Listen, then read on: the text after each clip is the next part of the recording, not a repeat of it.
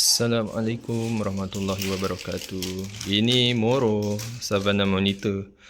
Dia dah beberapa hari menunjukkan tanda-tanda yang kurang memberangsangkan akan kesihatannya.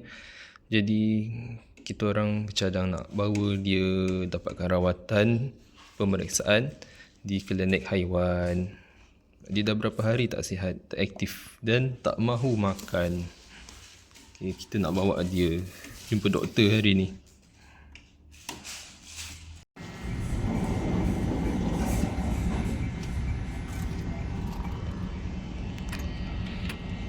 So kita dah sampai ke klinik haiwan tu.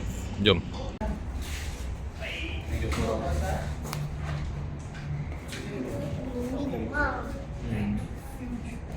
Kenapa dia?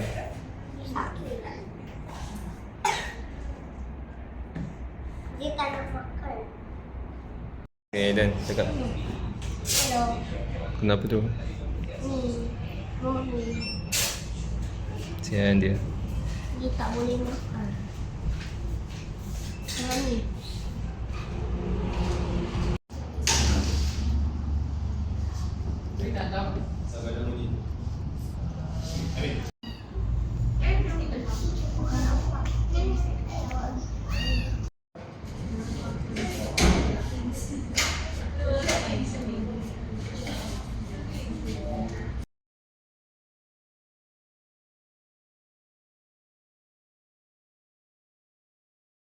No, I keep this dog under brand name with Mexico. Before the PKM, the PSCAM. Okay, ini ialah ubat yang diberikan oleh doktor. Caranya kita akan titiskan 2 titis ke dalam bekas air suam ni untuk kita rendam Moro nanti. Kita rendam dia selama 30 minit. Okay, Alhamdulillah pada hari ke-15 ada perkembangan yang positif sikit lah.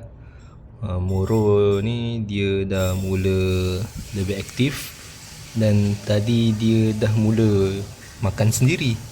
Tak banyak, 2 ekor je lah dia makan. Tapi itu masih dikira satu perkembangan lah. Sebab walaupun setelah 14 hari lah, 14 hari dia langsung tak makan apa-apa. Dan hari ini dia dah ada keinginan untuk makan. Tadi kita try je bagi 1. Lepas tu dia bangun excited, kejar cengkrik tu. Dan bila kita nak cuba rakam yang seterusnya, dia dah tak nak makan. Malu agaknya.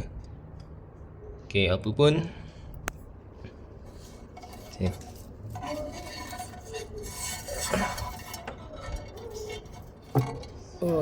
ringan.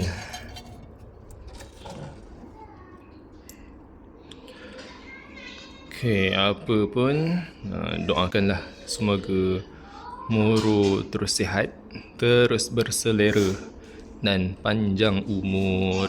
Okay, terima kasih semua. Support channel Ariful Baki. Jumpa lagi.